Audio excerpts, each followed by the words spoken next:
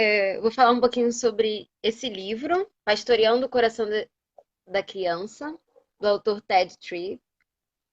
É, ele é centrado bastante assim na educação, principalmente na educação dos pais, na educação que os pais eles devem prover à criança, mas é um conhecimento muito útil, acredito que para todos, né? Inclusive para mim, cujo meu principal interesse por hora é a questão de trabalhar com crianças, né? Na igreja eu trabalho com crianças e esse foi o meu principal interesse por buscar esse livro e contribuiu muito para mim e acredito que tenha a contribuir mesmo para aqueles que não são pais. Então, é, ele tem uma abordagem bastante bíblica, uma abordagem que a gente não costuma ouvir muito, porque geralmente quando se fala de educação de crianças, geralmente não se sen- não se centraliza naquilo que a Bíblia tem a dizer. Mas geralmente as pessoas pegam um versículo da Bíblia e se inspiram em vários métodos não bíblicos para poder falar sobre educação de crianças. E esse livro tem uma abordagem bastante bíblica, então eu gostei muito desse livro e vocês vão entender por que eu estou dizendo isso, que é uma abordagem diferente, uma abordagem bíblica. E o meu objetivo hoje não é destrinchar o livro, contanto que o livro ele é dividido em duas partes. A primeira parte fala mais dos fundamentos da educação e o segundo fala mais sobre o prático, o prático de pastorear a criança. Assim, o livro não é sobre educação. Ele centra sobre o fundamento da criação de filhos, de uma criação de filhos orientada à luz da Bíblia. E a parte 2, que é essa que eu não vou falar hoje, ela dá orientações sobre como pastorear a criança, da infância para a escola, depois da escola até a adolescência e na adolescência. Então, essa segunda parte nós não vamos falar, por hora vamos ficar com a primeira parte do livro, que fala sobre fundamentos para uma criação de filhos orientada pela Bíblia. Bom, eu vou pescar aqui os principais conceitos trabalhados pelo livro, de forma bem rápida, bem, como eu vou dizer, uma forma mais leve, para que não seja uma exposição exaustiva do livro, mas que seja uma reflexão, para nós estarmos aí pensando. E quem quiser se aprofundar, pode comprar o livro. Eu vou deixar depois na descrição, no comentário, também um sermão do autor, falando um pouco sobre essa questão do coração da criança. Então, acho que vai ser bem legal aí para vocês. E primeiro ele começa falando sobre a autoridade, sobre o fundamento da autoridade dos pais. A autoridade ela tem a ver com o relacionamento entre pais e filhos, né? Muitas vezes hoje em dia os pais eles são vistos mais como cuidadores. A principal função deles é dar abrigo, dar educação escolar, dar comida, dar roupa. E na verdade não é para isso, não é só para isso, né? Que Deus ele chama os pais. Os pais eles têm uma tarefa muito importante na vida dos filhos. E ele vai dizer que essa autoridade, ela não pode ser exercida em função dos próprios pais. Primeiro de tudo é que essa autoridade precisa ser exercida. Os pais não têm uma escolha entre exercer ou não autoridade. Isso porque foi Deus, o próprio Deus, quem deu autoridade aos pais. E essa autoridade os pais exercem autoridade na vida da criança. Uma autoridade exercida por Deus. Por isso, não se pode escolher se eu vou ou não exercer autoridade na vida do filho. Deus, ele otorgou autoridade aos pais. Então, é preciso ter cuidado para não recorrer aos extremos, né? Aquela pessoa super autoritária, porque o pai que ele é autoritário, ele não usa a autoridade porque ele entende que ele é um mordomo de Deus, que aquela criança é de Deus e que ele tem o papel dado por Deus para cuidar do filho. O pai que ele vai ao extremo da autoridade, ele está exercendo autoridade para si mesmo. E muitas vezes nós exercemos autoridade para nós mesmos. Por exemplo, a criança está te irritando e você vai exercer a sua autoridade de poder brigar com ela, de poder colocar ela de castigo, porque ela está te incomodando. E a gente vai ver mais para frente que não pode se tratar disso, a autoridade dos pais. A autoridade dos pais, ela precisa ser equilibrada e ela precisa ser entendida dentro do plano da mordomia, de que você foi feito para Deus, o seu filho foi feito para Deus, e a sua função ali, como pai, é ser mordomo, é servir como Jesus servia. Jesus, ele é o bom pastor. Jesus, muitas vezes você vai ver que Jesus ele exercia uma liderança não autoritária, mas Jesus, na sua liderança, ele era principalmente um servo. E os pais precisam ter essa noção de que eles são servos. De certo sentido, ao liderar os seus filhos, eles também são servos. É, eles são servos de Deus e precisam servir também os seus filhos. Então, é preciso que os pais tenham noção de que os filhos não são deles, mas que eles foram feitos para servir os seus filhos. E isso é muito importante, né? Porque também faz com que os pais não não possam ir para o outro extremo, que é o de abrir mão dessa autoridade e achar que é simplesmente um conselheiro. Porque aí nós temos um outro problema, que é a criança que ela não vê o pai como autoridade. E assim, saindo um pouco do livro, eu estava lendo uma pesquisa sobre como o, o respeito e a autoridade, ela é pressuposto para o amor. Você não ama quem você não respeita. Então, a partir do momento em que os pais eles não conseguem impor respeito, eles também não conseguem fazer com que os seus filhos genuinamente os amem, porque você só ama quem você respeita. Então, e aqui eu digo amor não no sentido geral, né? Porque nós temos que amar todos, mesmo aqueles que nós não respeitamos. Mas quando eu falo aqui de amor, eu não falo só daquele amor de querer bem ao outro, incondicionalmente, que é o amor que Deus manda nós expressarmos por todas as pessoas. Mas eu estou falando também daquele amor é, sentimental, que a gente não tem por todas as pessoas, mas que os filhos têm que ter para com os pais têm que ter para com os filhos.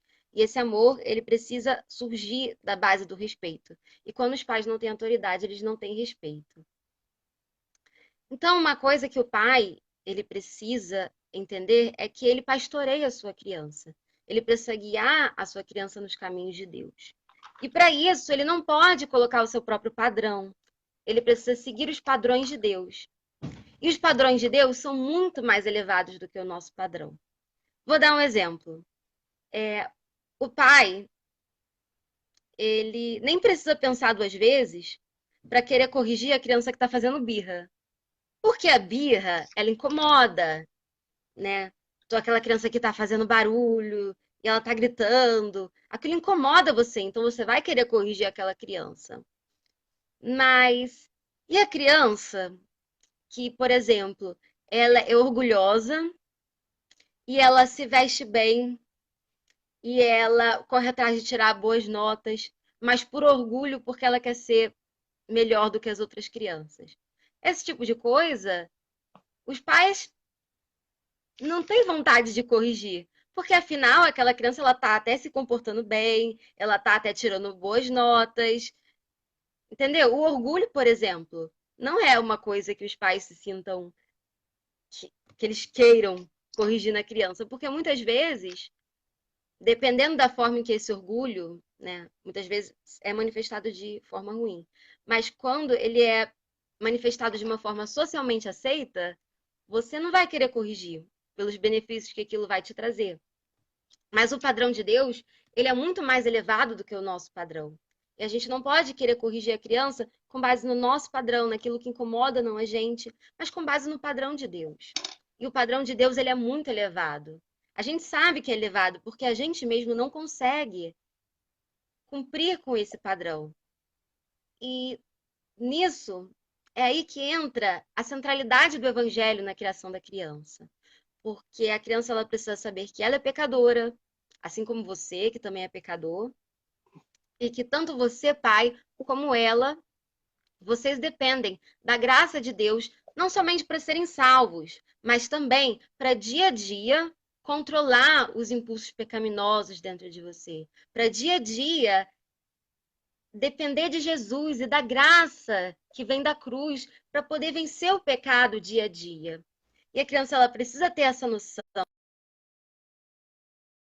A gente pode acabar criando crianças farisaicas, porque nós só estamos preocupados com o comportamento, se ela vai fazer birra ou não, se ela vai obedecer ou não, se ela vai te envergonhar ou não na frente dos outros, entendeu? A gente acaba se preocupando muito com essa questão.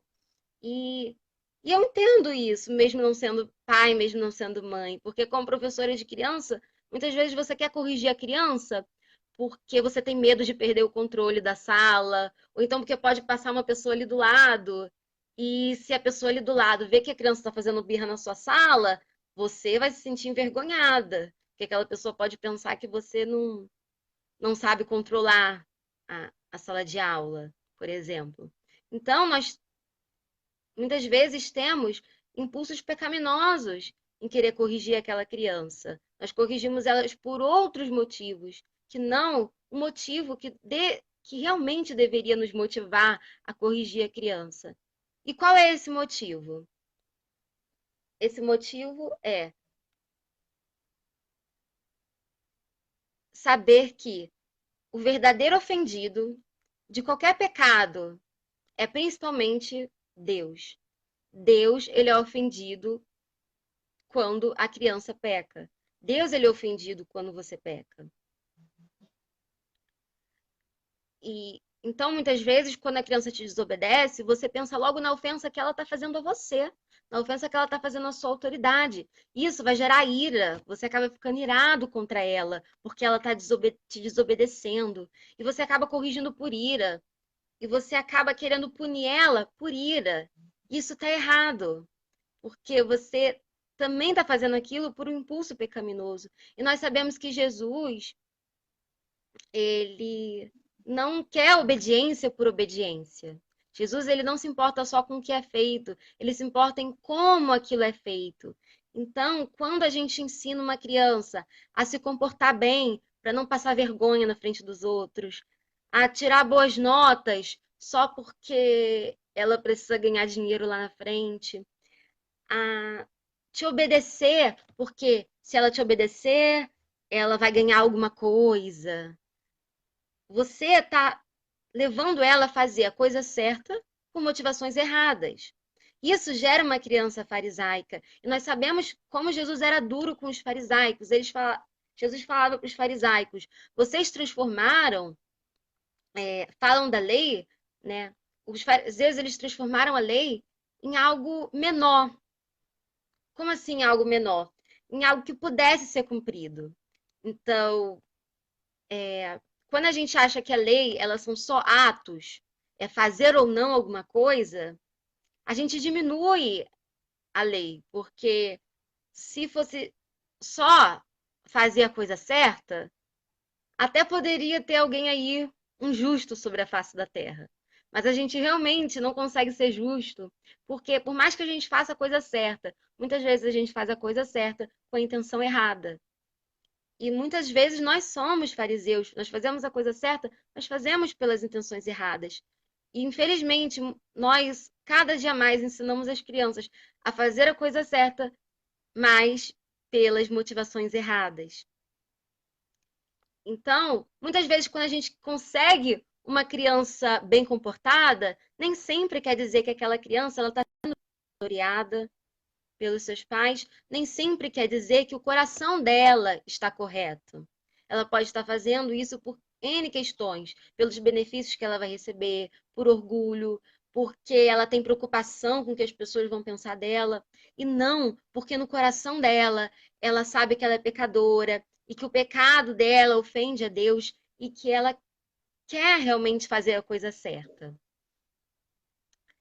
E assim, qual é a diferença entre a gente e a criança?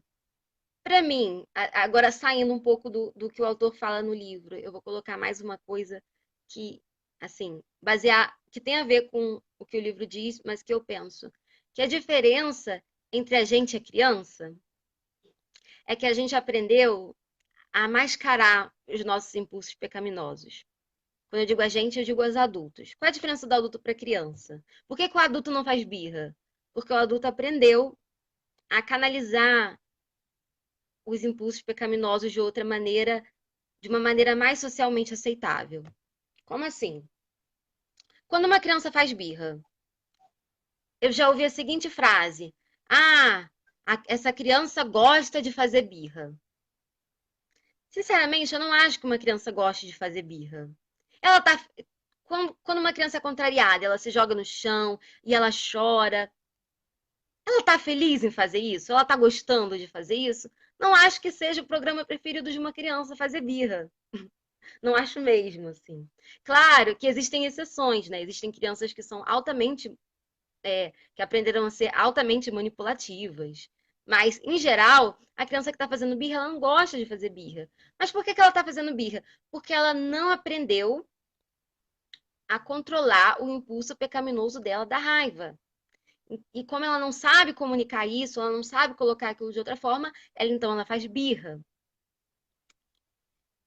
E qual é a diferença do adulto? É que o adulto aprendeu a canalizar isso de outras formas. Então, assim, você nunca sentiu o, o impulso pecaminoso de querer dar chilique? Você, com certeza, a maioria das pessoas que estão me ouvindo já deu algum chilique, né? Ficou tão nervoso, ficou tão irado que deu um chilique. Ou se não deu, já chegou perto, já sentiu muita raiva, quase quis falar o que tinha que falar. E você gostou de fazer isso? Isso é algo legal? Assim, claro que existe uma recompensa,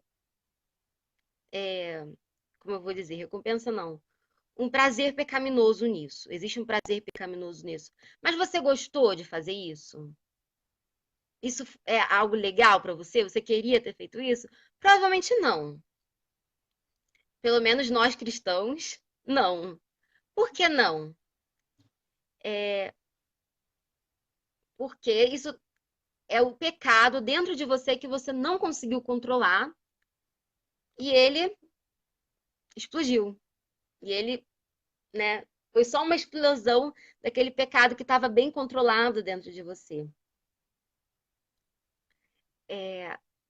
Então, assim, o que acontece com a criança é que ela não aprende a lidar com o pecado dentro do coração dela.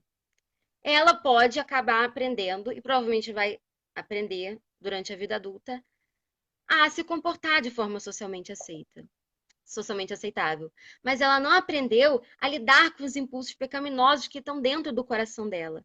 Porque ela nunca aprendeu a, a esquadrinhar aquilo que está errado no coração dela e a depender da graça de Deus para lidar com esse pecado dentro dela. Ela só aprendeu a moldar comportamentos. Então, é,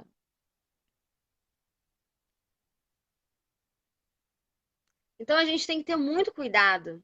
E assim, eu acho que isso é um pouco libertador para alguns pais que estão sofrendo com mau comportamento. Porque se o seu filho está se comportando mal, você, se você está vendo uma criança se comportar mal, então você está vendo, conseguindo ver os sintomas da doença, do pecado que está dentro do coração dela. E você vendo esses sintomas, você você vendo esses sintomas do pecado no coração dela, você sabe que existe alguma coisa ali dentro do coração dela que você precisa tratar. E muitas vezes é mais difícil com aquela criança que ela já aprendeu a ser mais manipulativa, ou então que ela já aprendeu a canalizar o pecado dela de uma forma mais socialmente aceita. Então, assim, eu acho que isso. é um pouco libertador para esses pais, porque assim, quando a sua criança ela está se comportando mal, você está conseguindo ver os sintomas dessa doença e você sabe que você precisa tratar. O problema é que geralmente as abordagens que a gente utiliza são abordagens voltadas a treinar o comportamento e não abordagens voltadas a treinar o coração.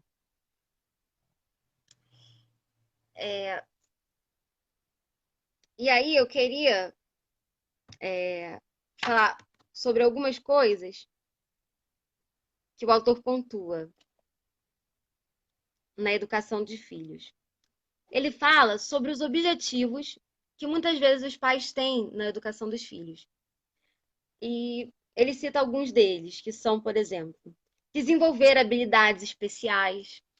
Então, são aqueles, né, o que eles estão mais preocupados ali é que o filho que o filho seja talentoso. Então, eles vão querer colocar o filho no futebol, no balé, para aprender um instrumento, para poder aprender uma língua.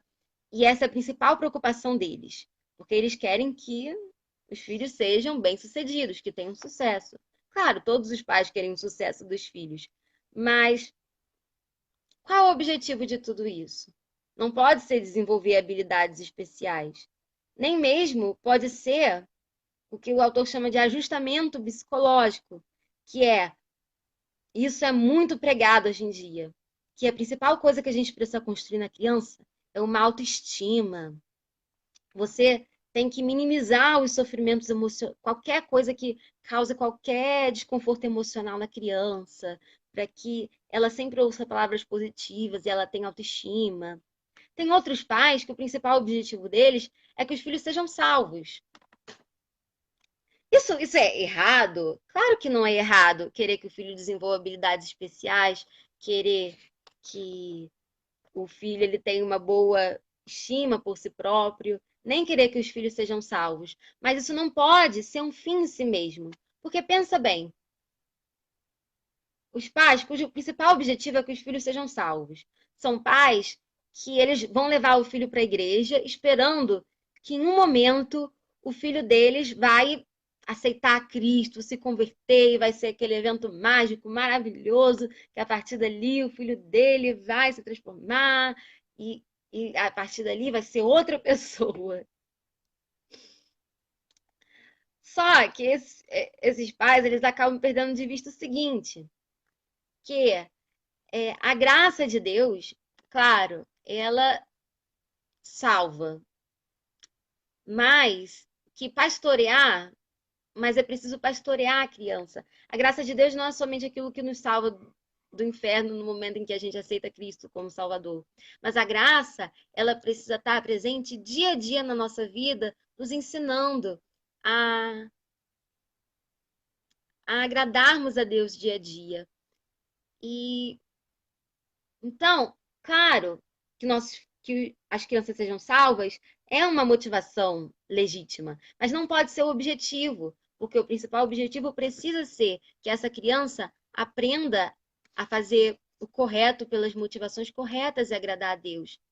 Ele coloca outro objetivo que muitos pais fazem, é ter um culto doméstico, que também é uma coisa super legítima, mas não como objetivo principal. Porque muitas vezes o culto doméstico ele acaba sendo um fim em si mesmo. E a gente falou, podem ser um fim em si mesmos. Como eu estava falando sobre ter filhos bem comportados. Ter filhos bem comportados, ter filhos bem educados, é um, uma. Como é que eu vou dizer? É legítimo. A gente precisa buscar isso na vida deles. Mas isso não pode ser o objetivo principal quando se trata de educá-los, quando se trata de, de pastorear a vida deles. Porque nós pastoreamos eles principalmente para Deus. E precisamos treinar o coração deles. E é, não treinarmos para sermos uma pessoa de igreja, né? No caso aí dos pais cristãos, ou então a ser uma pessoa bem-sucedida. Claro, como eu já disse, todas essas coisas são legítimas, mas esse não pode ser o objetivo principal da educação. Porque, querendo ou não, quando a gente tenta moldar só os comportamentos dessa criança, o coração dela está sendo treinado. Mas está sendo treinado para querer coisas outras que não ao próprio Deus. Está sendo treinado para a idolatria de querer ser bem aceita socialmente, de querer ter sucesso profissional, de, de querer se sobressair sobre as outras pessoas. Quando subornamos os filhos, por exemplo,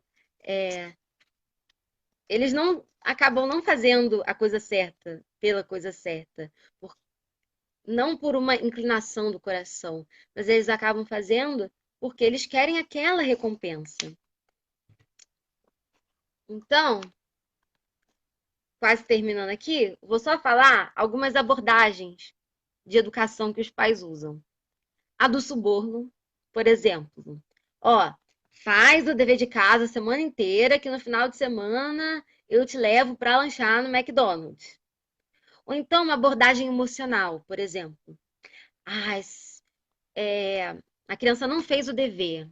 Aí você fala assim, ai, como eu tô triste com você, eu pago esse colégio todo dia, e é assim que você me retribui dessa maneira. Ai, você me deixa muito triste. O nome disso é chantagem emocional. Abordagem punitiva. Não fez o dever?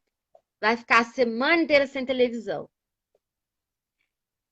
Abordagem centrada na mudança de, de comportamento. Você fez a coisa certa? Legal! Então agora a gente vai ganhar uma moedinha.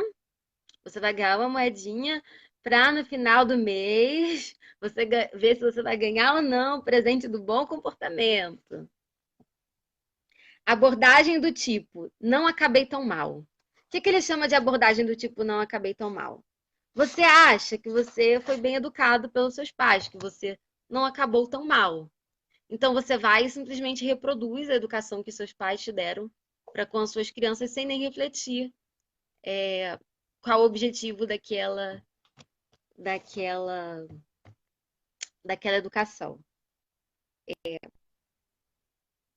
Então, se seu pai te batia quando você não fazia o dever, é exatamente assim que você vai fazer com a criança. Você vai fazer exatamente o que seu pai fez para com você.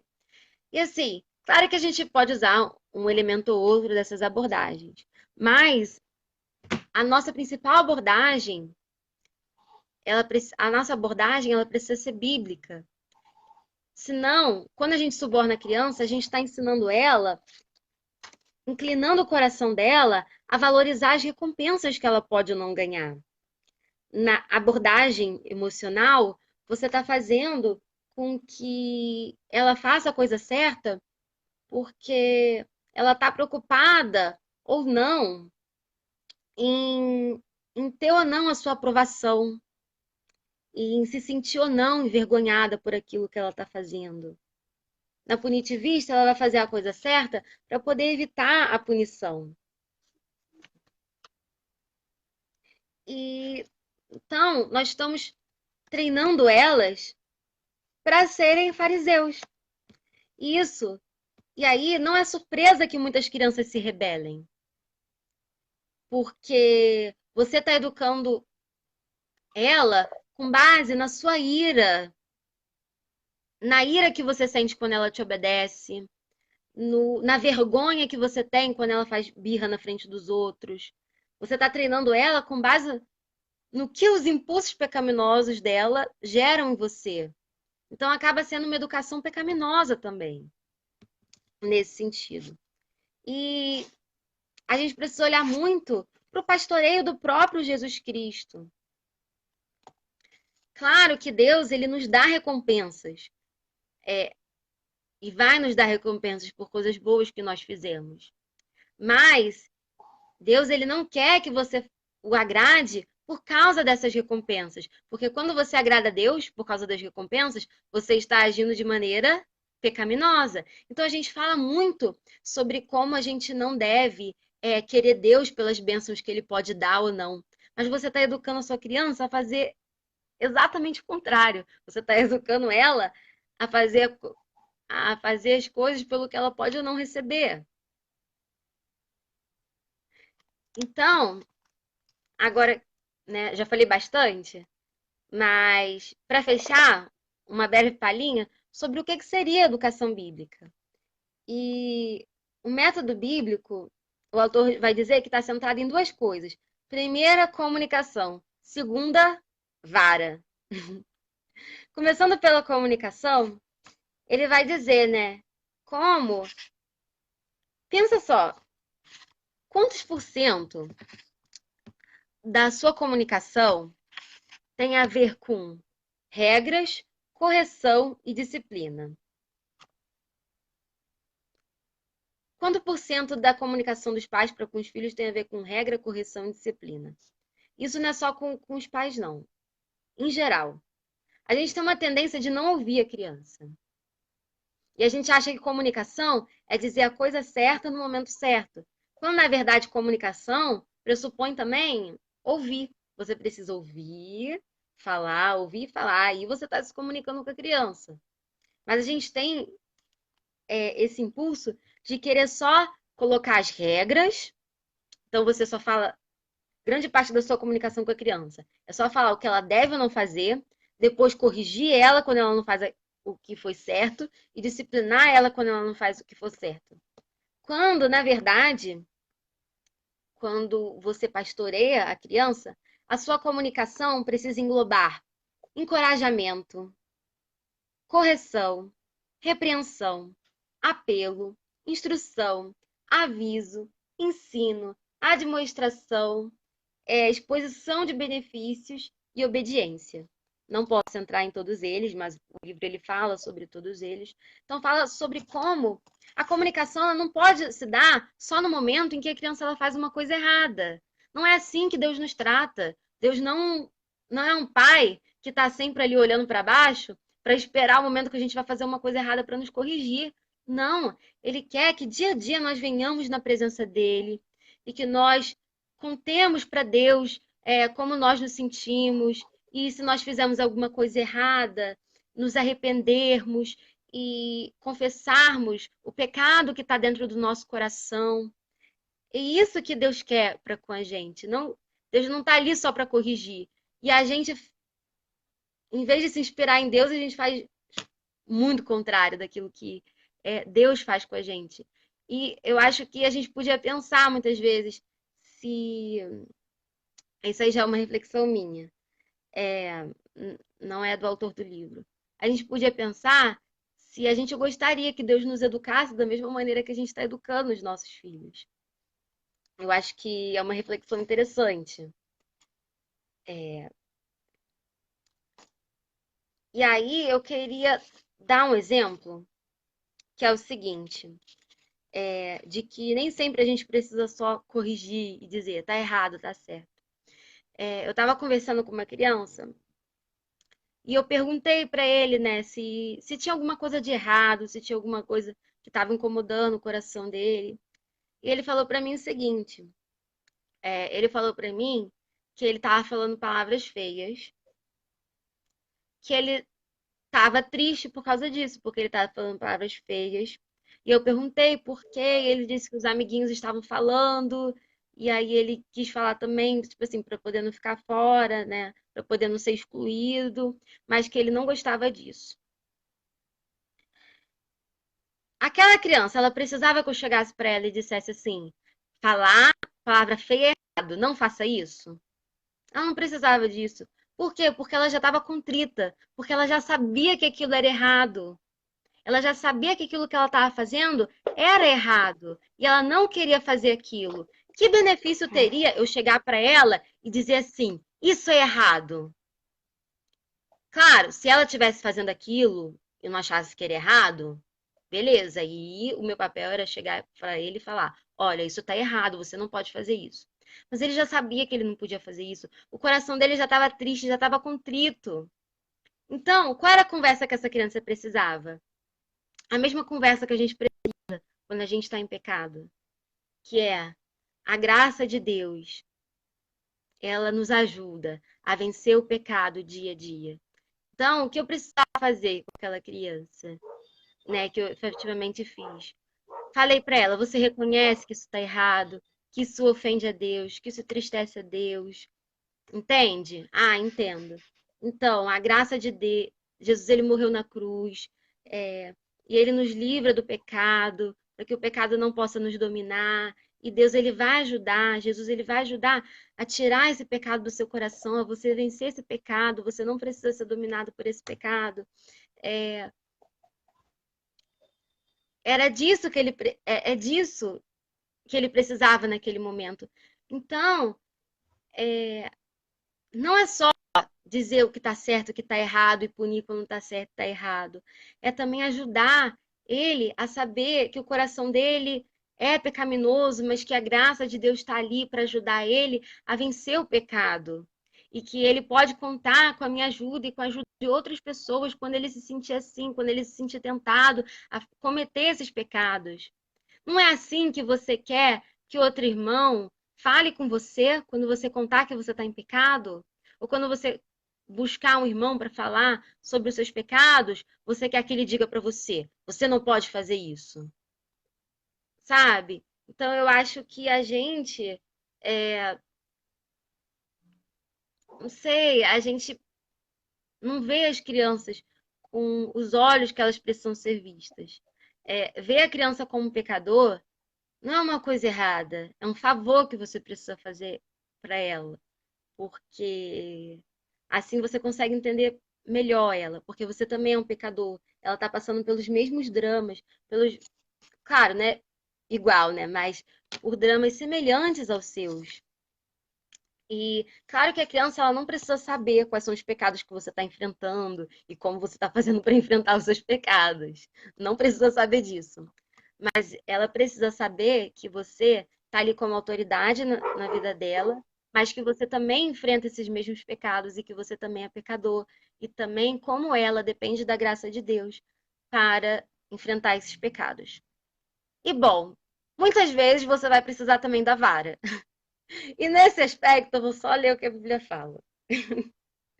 Provérbios 22:15. A estutícia está ligada ao coração da criança. Criança não é inocente.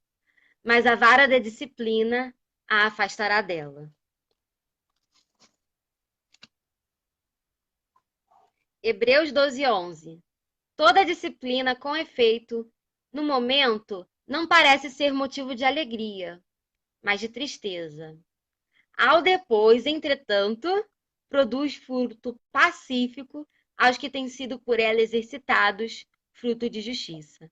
Então aqui diz, né, em Hebreus, que mesmo que a disciplina no momento não pareça ser motivo de alegria, mas de tristeza, depois ela produz um fruto pacífico, um fruto de justiça.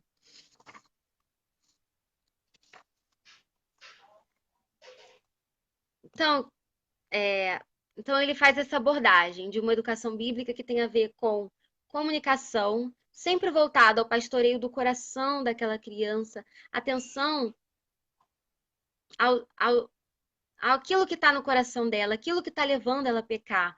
O que será que está no coração dela, que está levando ela a fazer aquelas coisas erradas? Ela precisa aprender a lidar com esses impulsos pecaminosos. E às vezes ela precisa da vara também. Para fechar, eu vou só colocar aqui a sugestão de perguntas produtivas que o autor faz. E aqui ele dá o exemplo do que um pai poderia falar para uma criança que bateu no seu irmão, na sua irmãzinha. O que você estava sentindo quando bateu em sua irmã? O que sua irmã tinha feito para deixar você com raiva? Me ajuda a entender por que bater nela ia fazer as coisas melhorarem. Ou então pergunte: como foi que a briga se tornou pior depois que você bateu nela? O que ela fez contra você? De que maneira você poderia ter reagido? Como você acha que a sua reação mostrou confiança em Deus como aquele que cuida de você? Então, existe, existe uma forma muito mais bíblica de se educar a criança, sempre focando no coração e não somente nas atitudes externas, não somente no comportamento dela. E acho que essa reflexão que eu queria deixar no dia de hoje sobre será que a gente está educando só com base nos nossos interesses, naquilo que está irritando a gente ou não? Ou a gente está educando porque a gente tem consciência de que nós somos mordomos e precisamos servir aquela criança? Então, eu acho que essa é a reflexão que eu deixo hoje pra gente. A gente não pode só mudar comportamentos. Jesus, ele diz, né, que a lei, quando ele vai explicar a lei para o povo, Jesus ele diz que a própria intenção do coração é pecaminoso. Então a gente não pode só ver os atos externos, a gente precisa primeiro trabalhar o que está no coração daquela criança, ensinar ela a examinar o próprio coração, assim como todos nós precisamos fazer dia a dia. Bem, muito bom. Queria pegar um ponto que você falou, que eu acho interessante a gente elucidar rapidamente, porque eu acho que é um ponto bastante assim controverso, né?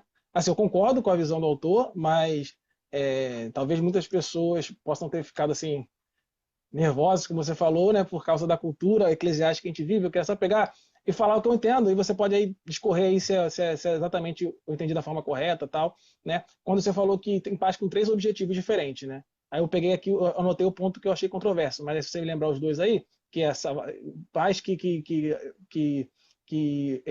tem o objetivo de salvar a criança, né? E tem mais dois objetivos, que eu não lembro quais são, esqueci agora, né? Mas Na verdade, tem até mais que esse. Eu só me concentrei nos esses três. principais ali, mais exemplificativos.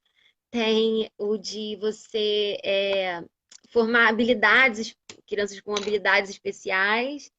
E também eu falei de. Ah, Bom, eu tenho que não tem lembrar problema. aqui. Não tem problema, não tem problema. Qualquer coisa precisa voltar no vídeo aí e achar esse ponto. Mas o ponto que eu queria pegar é o o pais com o objetivo de salvar as crianças, né?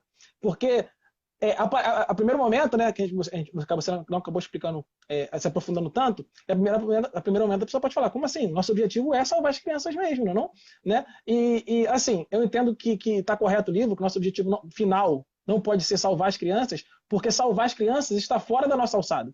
Né? Não somos nós que temos capacidade de salvar as crianças, mas é o Espírito Santo de Deus que salva as crianças. E eu acho que a gente tem essa visão de que nós temos que salvar, nós temos que. O objetivo final tem que ser salvar as pessoas por causa da cultura eclesiástica que a gente vive mesmo. Né? Eu como seminarista, ainda no seminário já, estou no último período, já era ter terminado, já não tenho nem por causa do coronavírus, mas eu já vivi essa pressão de você estar no púlpito e a sua pregação, o seu sermão ser avaliado por quantas pessoas você vai converter. Né? Isso não é bíblico. Né? O fato de você, a quantidade de pessoas que você vai converter ser proporcional, né? Converter entre aspas, porque levantar a mão não significa que a pessoa é verdadeiramente convertida, né? Muitas vezes é por emoção e tudo mais. Enfim, não vou entrar nesse ponto também, para não aprofundar tanto, que também é um ponto aí longo para se discutir, mas o ponto que geralmente a pregação é avaliada por quantas pessoas levantaram a mão, não significa necessariamente que se converteram verdadeiramente, então quantas pessoas levantaram a mão, né? E até pouco tempo, na história da igreja, nem existia esse negócio de apelo, né? Isso aí é uma coisa nova também, é outro ponto. Mas o ponto que eu quero falar é que o nosso objetivo como pais, como pastores, como igreja, não é salvar pessoas, mas é fazer a vontade de Deus, é glorificar a Deus e o próprio Deus, através da nossa submissão, nos colocando como instrumento, fazendo a vontade dele, sem questionar, ele vai transformar as pessoas verdadeiramente. Né? O Espírito Santo de Deus vai transformar as pessoas verdadeiramente. Quando a gente se coloca como pais que querem salvar os filhos, nós acabamos usurpando o mérito de Deus da salvação, né? E acabamos como a gente não consegue fazer isso, né, a gente acaba levando o filho para um falso cristianismo, né, uma religiosidade farisaica, né? Mas é assim que eu entendo. Você entende da mesma forma? O livro é esse o objetivo do livro, assim? Então, que o nosso objetivo é glorificar a Deus e a salvação é uma consequência desse objetivo de glorificar a Deus. Uhum. Eu gostei muito do aspecto que você abordou. Eu não sei se me fiz muito clara. O autor ele vai puxar para outro aspecto. Ele vai puxar mais para o aspecto de que você acaba buscando um evento marcante de salvação na vida dela, na vida da criança, e acaba perdendo todo o processo de alimentar a criança espiritualmente, né? Tipo assim, como se a salvação fosse o suficiente. Entende o que eu quero dizer? É, tipo assim, como se você tivesse que confiar em Jesus, porque essa criança ela precisa ser salva. E não porque ela precisa de um viver diário com Jesus, dependendo da graça. Como se ela precisasse de um evento de arrependimento e fé, quando na verdade o que ela precisa é de uma vida diária de arrependimento e fé, em que o coração dela vai ser moldado dia a dia. Então, o autor ele vai puxar mais para esse ponto. Mas eu gostei muito também da abordagem em que você elucidou muito bem também por que esse não pode ser o nosso objetivo, né? Porque realmente é, é uma coisa que está fora da nossa alçada, que só Deus pode fazer. E, né, não, o autor até vai falar que existem duas principais influências, coisas assim, na vida da criança, que são as influências que você vai dar para ela e a reação dela a essas influências. Então, não é uma receita de bolo, né? Se você der as influências certinhas, ela vai, né, ver diário. Eu acho que um exemplo muito bom desses pais que eles estão mais preocupados com a salvação do que com o viver diário cristão da criança são os pais que simplesmente levam as crianças para a igreja e não dão um alimento espiritual para as crianças durante a semana. Né? Você vê claramente que eles estão preocupados ali com a criança ser ou não cristã. Mas o que significa ser cristão? É ir na igreja? É dizer que um dia se arrependeu? Ou é um viver diário com Cristo? Então, é nesse sentido de que Acho que tem a ver com o que a não Totia é. falou aqui, ó. Ela falou Ah, aqui, ó, acho diga. que o autor quis dizer deixar evangelho para terceiros, quando são os pais que devem levar a criança a Cristo. Pelo que você está falando, acho que faz sentido, né? E isso aí também que você falou, aí também vê se enquadra com o que o autor falou, me fez pensar no seguinte, né? Que também me parece que às vezes a igreja tem como fim, e eu acho que assim, que a visão dos pais de criar os filhos no evangelho parte do que a igreja entende do que é discipular os membros, ou parte do que é o objetivo da igreja, né, como igreja. Né? Quando a igreja tem um objetivo X, os pais tendem a entender que esse também é o objetivo dele, como pais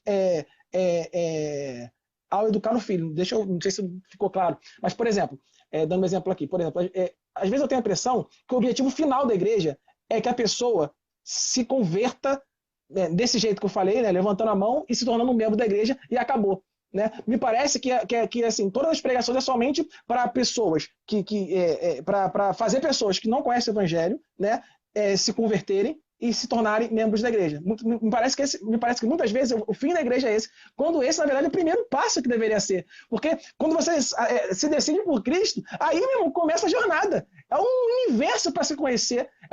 Deus, ele é infinito. Então a igreja não tem, claro, a igreja tem que se preocupar em trazer pessoas para o cristianismo, mas ela tem que se preocupar também em cuidar dos seus, em alimentar os seus, em evoluir os seus, para aproximar os seus de Deus. Então, eu acho que assim, a igreja, muitas vezes, ela se volta para esse objetivo final. Parece que toda igreja, tudo tem que ser para isso, para trazer pessoas a Cristo. Mas a igreja se esquece do outro objetivo maior, que é você fazer as pessoas, né, crescerem em Cristo,